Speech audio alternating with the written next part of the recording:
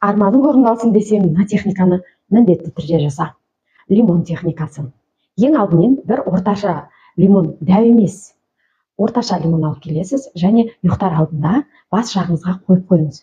Түнде ұйқы мен ояудың арасында ары бері аунап жатқан кезіңізде армандап жүрген бір ана арманыңызды шын ниетпен тілеңіз.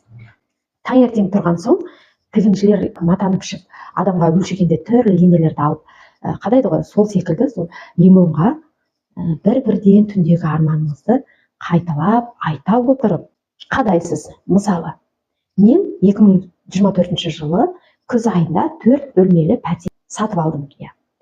Сол бір ғана арманыңызды ене біткенше қадап айта бересіз. Сосын 28 сантиметр қызыл істеген жіпті лимонның беліне орап, бөлменің бір бұрышына немесе шкаф артына, әйтеуір кісі көзі